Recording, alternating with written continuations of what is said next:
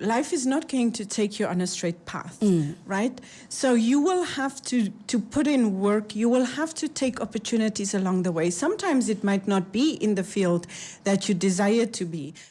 99 FM, your inspiration station. It's Sibor and Mo in the morning. And for our Royal Hustler this morning, my goodness, I have a lady that I was even talking about off air. So I want to talk about everything, because your bio, your work, your career, your life is just so fascinating. And really, I have to get her on a podcast. I'm talking about Professor Anicia Peters. She is the Vice-Chancellor of Research, Innovation and Development at the University of Namibia. She is the former chairperson of the Namibia Presidential Task Force on the Fourth Industrial Revolution and also the co-establisher of the Namibia Green Hydrogen Research Institute. She has a PhD and Master's in Human-Computer Interaction and has received a Google Inclusion Award. And Professor Peters consults for the World Health Organization and the World Bank on digital health and digital government platforms.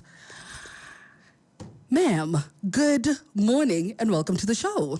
Good morning, Sibo, and thank you for having me. No, thank you for coming. Thank you so much for coming. Now, before you were the woman that has done all of these things, I just want to take you back a little bit to, your childhood and what that was like and where you grew up. Well, I was born in Rehoboth, and we lived there until I was about 8 years old. So I first went to Origo primary school, and then we moved to Windhoek. So I grew up in Commersdal in a place called Funky Town. Hey, my neighborhood. Yeah. And so then I went to MH Greef Primary School, and I went over to Concordia College after that. So for me, childhood was initially, we were not economically well off. Which means it was an everyday struggle. You're never having enough to eat. Sometimes your power would be cut, your water. But, my parents taught me that perseverance, and always looking out for your family. And, you struggle until you make it. And so for me, I think those were sort of my early influences. Also my grandmother, for instance. Yeah. I mean, she was selling everything from, fella, these skin hides that you see on the Daneveld Road. That's where my grandmother was from. And, and she made it. She lost her husband early and she made it. And, my mom is also a very tenacious woman. And I think my father taught me a lot of things. He taught me how to cook. He even taught me how to build things. But I was also held accountable and responsible because I had 3 older brothers who only came home during holidays. And I had 3 younger brothers. And life was tough. So you're the only girl? I'm the only girl. Wow. Life was tough for them. So because I was held accountable and responsible, the house had to be cleaned in the afternoon when parents came home. So what did I do? Gather up all of the friends of my brothers and have them clean with me.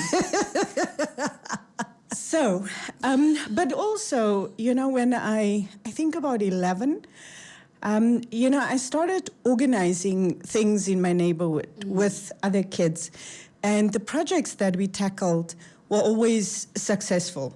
And then I moved on sort of organizing a bit bigger events. By the time that I was 15, I had all of these Truworths and Edgars and Fushini them trust me with, their clothes to put on fashion shows. Really? And things like that when I was 15. Wow.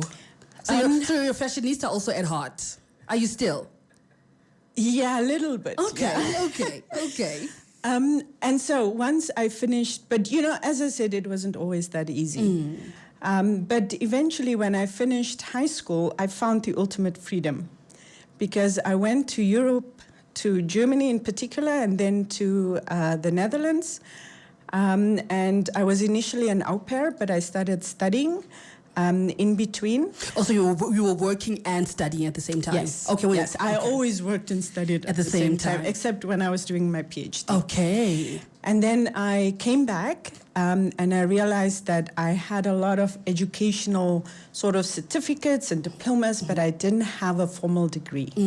And so when I was 25 and after my daughter was born that year, I decided if I want my daughter to have a PhD one day, the mother better hurry up and get one. All right. And that's when I enrolled at Polytechnic, and I worked during the day, and in the evenings I went to school, and my husband looked after the kid. We gave each other turns when one is going to study, etc. So I think my life is, if you look at education, was always like constantly. I was, doing something, learning something, and then ultimately I went for a formal degree. And from then onwards, once I finished my, what was called the BTech, would be now the honors degree, I then got a Fulbright International Science and Technology Scholarship and went at the age of 37 to the US. Yes. And did my master's and my PhD. I love that. And I want to touch on that in particular. But first, let's listen to some Lizzo saying good as hell, because what fascinates me about this is that you are a woman of color and you are in the STEM field. And that is also it's so, when it comes to women in particular in STEM, limiting. Women of color, even more so. So I want to find out how you got into that field and how the field is faring in Namibia in particular.